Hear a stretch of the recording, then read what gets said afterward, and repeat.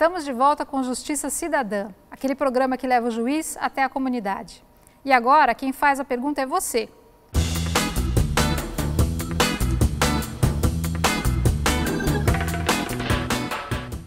Se eu pedir a pensão sem a ajuda de um advogado, e no caso o meu ex-marido já tem um, como que fica essa situação? Então, ingressando a ação, né, com aquele pedido que é feito no balcão, e vem a outra parte, que é o ex-marido com o advogado, então vai ser nomeado um advogado também para a senhora. O advogado, ele é da Defensoria Pública, então a própria Defensoria Pública, um defensor vai representar a senhora, ou então vai ser nomeado um advogado, nas cidades do interior acontece isso, do convênio com a Defensoria, que ele também vai prestar esse serviço gratuitamente.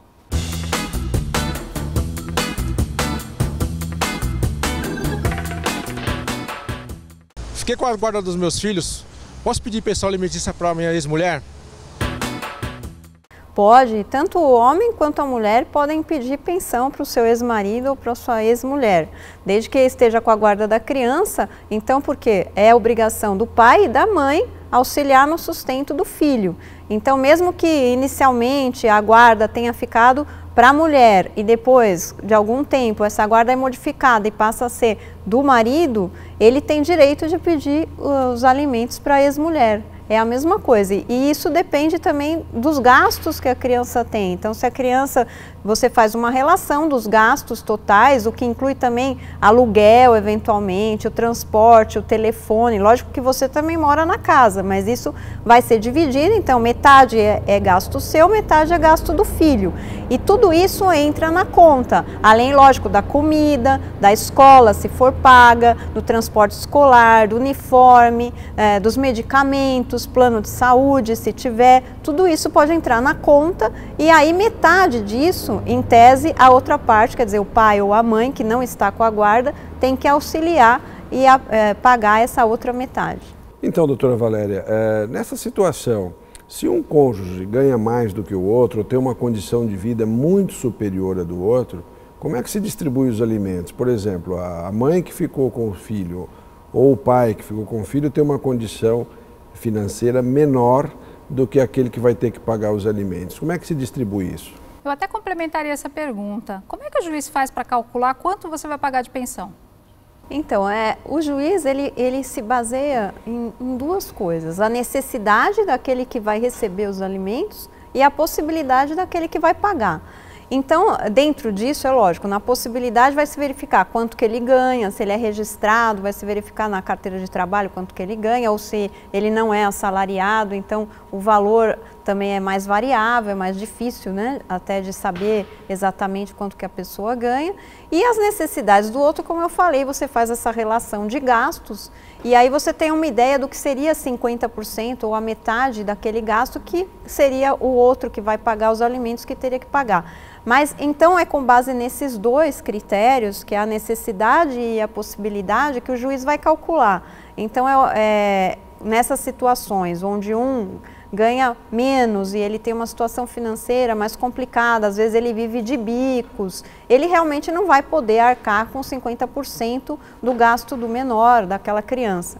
E aí o juiz vai fixar um percentual que seja, geralmente é fixado 33% do que ele ganha para ele pagar de alimentos se ele tiver um filho só.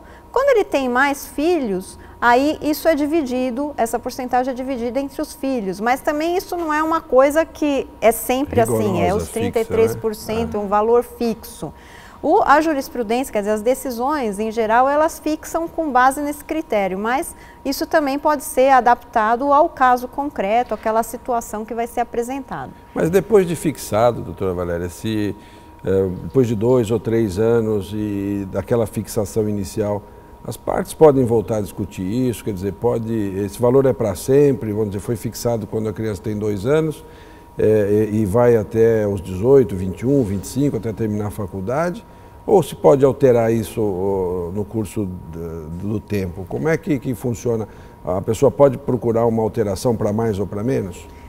Então, a pessoa, durante todo o período, né, que a criança é menor, ela pode ingressar com uma ação que chama ação revisional de alimentos, desde que a situação se modifique. Então, se aquele que está pagando passou a ter uma situação melhor, arrumou um emprego que ele está ganhando mais, aí você pode entrar com esse pedido para aumentar a pensão. Da mesma forma, aquele que paga, por exemplo, ele está numa situação difícil, ficou desempregado, não está tendo como pagar aquele meio salário mínimo ou outro valor que tenha sido fixado, ele entra com um pedido revisional também para diminuir. Então, tanto para aumentar quanto para diminuir, à medida que as coisas vão se modificando, que a situação financeira dele se modifica, pode modificar também o valor da pensão. E da mesma forma as necessidades do menor, que elas também se alteram ao longo da vida. Então, no começo ele não vai para a escola, depois pode ser que ele ingresse numa escolinha, escola particular, depois ele vai ingressar na faculdade e até que ele termine a faculdade, o pai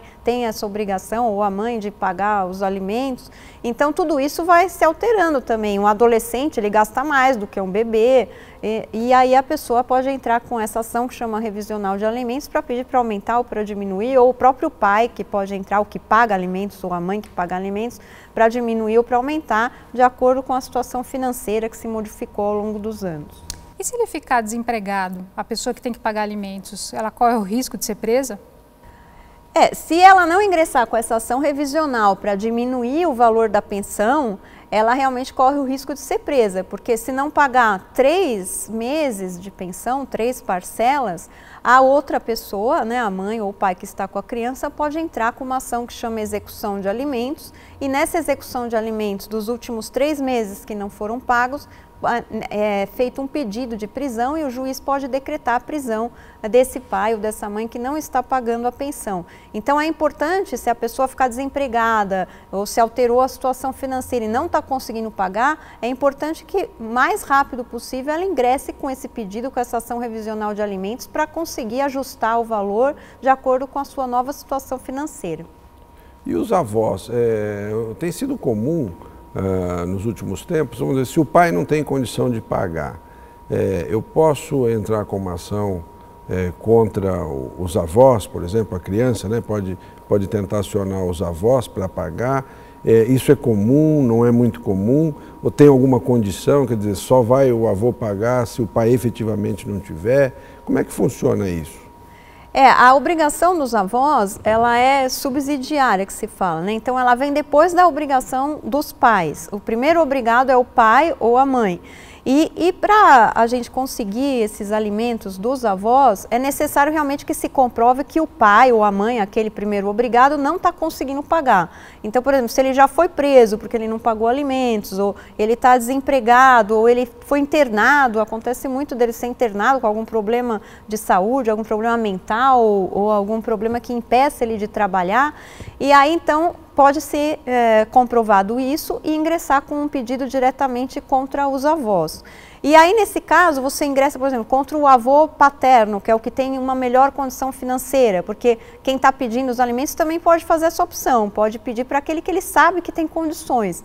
Mas esse avô paterno fala, não, o avô materno também tem, e ele então pode chamar para participar do processo esse outro avô que inicialmente não estava, né, na ação, mas ele também pode contribuir, e aí existe a divisão desse valor dos alimentos entre aqueles coobrigados. Mas isso deve ser também sempre bem analisado, né, pelo juiz, porque muitas vezes o avô pode ser um aposentado também, receber só uma pensão do INSS, e se verificar que o avô não tem condição, aí ele não paga.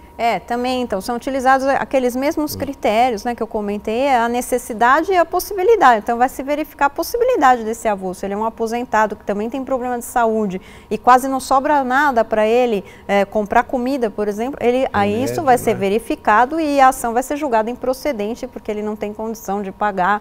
Ou aí teria que buscar, então, um outro avô ou avó materna, paterna, que não faz parte da ação inicialmente, mas que, em tese, teria condições, ou buscar todos os 4 avós para que realmente esse valor seja dividido, né, entre eles. Por isso que a mediação e a conciliação é importante nesse ambiente, né? Então é muito importante, porque aí você pode chegar nessa solução de cooperação, né? Todos os avós então vão cooperar para o sustento daquela criança, entendendo que o pai está impossibilitado ou que a mãe está impossibilitada por um problema de saúde ou por outro problema de desemprego, uma coisa que está sendo muito grave naquele momento. Agora vamos pensar numa outra situação. O pai pode pedir alimentos do filho ou o avô pedir alimentos do neto? A situação inversa é possível, né? Então, se o pai ele já está mais velho, ele não está conseguindo mais se sustentar, não tem aposentadoria, não tem nenhum benefício do INSS, por exemplo, ele também pode pedir alimentos para aquele filho que já é maior e que, na verdade, foi ele que sustentou a vida inteira. Então, ele também tem esse direito. Existe essa obrigação entre os parentes. E aí também vai se verificar a situação de cada um para ver qual valor que seria necessário e qual valor que o outro tem possibilidade de pagar. Essa obrigação é só entre pai, avô e filho ou neto, ou também com tio, com primo? Quem é que tem essa obrigação de pagar? Em princípio são os mais próximos, né? E aí, se não tiver possibilidade desses pagarem, pode até se buscar um auxílio dos outros. Nós temos falado de pai, filho, avô, e entre os cônjuges, e entre marido e mulher, no mundo de hoje, porque no passado a gente sabia que havia até cultura, as mulheres não trabalhavam, era meio cultural. Então, quando a separação começou a ocorrer no Brasil, né, o desquite, que começou lá com o desquite, depois o divórcio, as mulheres até então não trabalhavam, às vezes nem a formação elas tinham para voltar ou para ingressar no mercado de trabalho. Mas hoje em dia isso não acontece. Hoje marido e mulher ambos trabalham, é da cultura da sociedade. E como é que ficou essa situação? Quer dizer, eles ainda podem, um jovem que casou há 2 anos, ambos trabalham e agora resolvem se separar, não tem filhos. Cabe alimentos entre eles se os dois trabalham ou não? O pedido pode ser feito, né? Mas aí o juiz vai analisar e se verificar realmente os dois são aptos ao trabalho, são capazes, são jovens, têm condições de se sustentar, esses alimentos não são fixados. A maioria hoje dos casos de divórcio, quando tem pedido de alimentos, os alimentos são fixados para os filhos, porque as pessoas trabalham e hoje a mulher trabalha e muitas vezes é ela até que sustenta o lar, então não tem mais essa necessidade de se pagar alimentos. E uma vez também que ela renuncia aos alimentos no divórcio, depois disso ela não pode pedir, voltar a pedir novamente se ela ficar mais velha e resolver que aí ela necessita dos alimentos, ela não vai mais poder pedir. Agora, se ela for incapacitada para o trabalho, ou às vezes o próprio marido pode ser incapacitado, né? Pode ter sofrido um derrame, ter um problema de saúde que impeça de trabalhar. Ele pode pedir? Pode pedir, aí o juiz vai verificar a situação e vai, de acordo com as provas até dessa doença, ele vai fixar o valor dos alimentos, que ainda existe, né, a possibilidade dos alimentos entre os cônjuges. O que tem é que na nossa realidade, como o Dr. Jaime falou, hoje a maioria das mulheres já trabalham, também são independentes financeiramente, então na maioria dos casos não é necessário, mas quando é necessário ainda há a possibilidade de se pedir alimentos. Ou seja, no direito de família, cada caso é um caso, sim, vai ter que ser analisado com as provas, as situações ali não se repetem, porque cada situação familiar que se coloca tem sua particularidade, né? Tem sua diferença em relação a outro. E a gente percebe mesmo isso nos processos de família. Eu atuei um bom tempo também em vara de família e a gente notava muito isso. São 20 ações de alimentos por dia, ali aqueles alimentos que nós recebíamos no balcão. Cada um era um caso diferente, cada situação era uma situação diferente, nada se repete, porque o direito de família traz essa particularidade, né, doutora Valéria? Hoje a senhora doutora trabalha numa vara dessa e deve notar essa mesma particularidade, essa situação muito própria e peculiar do direito de família, né?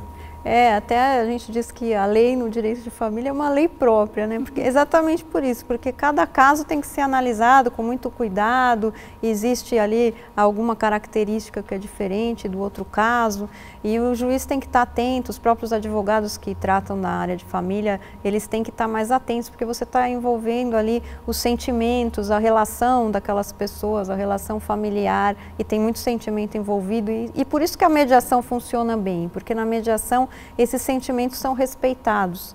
E a partir do momento que as pessoas constroem a solução do problema, elas realmente se convencem que aquilo é bom para elas e elas cumprem o que está sendo acertado.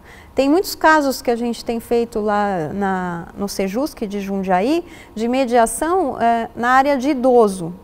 Que o idoso muitas vezes ele está abandonado, ele tem 10 filhos, mas nenhum filho quer cuidar dele. E quando não tem aposentadoria, fica difícil também conseguir internar ele num abrigo, em algum lugar que ele consiga ser bem tratado. E ele fica praticamente abandonado.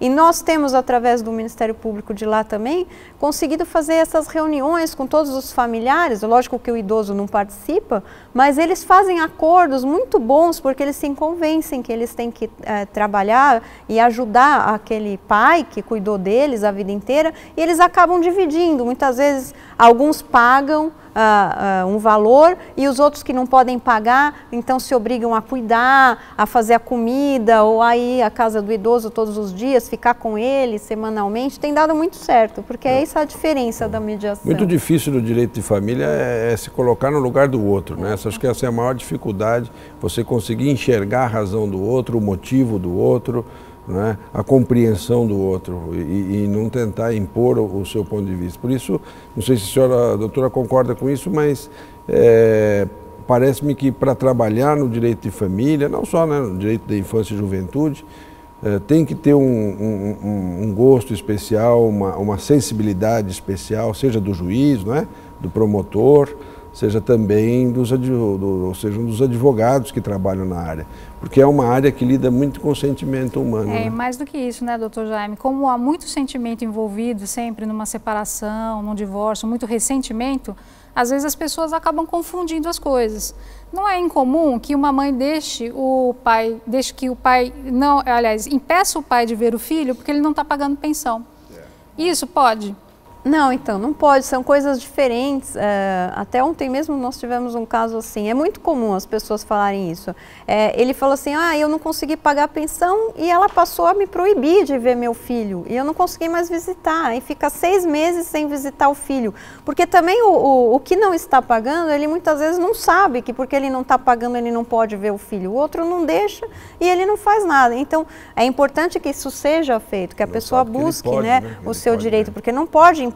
Uma coisa é o direito de visitas, outra coisa é o direito aos alimentos e a obrigação que eles têm de pagar alimentos para o filho que está com a outra pessoa, o pai ou a mãe. Mas, como o doutor Jaime disse, é necessário mesmo que o juiz tenha muita sensibilidade e o mediador também que vai atuar nessa área, porque você está ali lidando com sentimentos. Então, um juiz muito frio que quer simplesmente aplicar a lei, não vai dar certo, porque você tem que ter tempo para conversar com as pessoas. Muitas vezes a pessoa na área de família, ela quer estar na audiência para desabafar, para falar para o outro, para que o outro consiga ouvi-la. Então, na frente do juiz, ela sabe que isso vai acontecer, que ela vai conseguir falar e que o outro também está lá, ele vai ter que ouvir. Então é muito comum isso, o que ela precisava era desabafar e falar para o outro ouvir, porque o outro não ouve mais ela, desliga o telefone, não quer encontrar com ela na rua. E a partir do momento que eles estão na frente do juiz, ele tem que ouvir e ela consegue falar, e aí a partir daí então facilita aquela composição e facilita que eles entrem no entendimento. É verdade.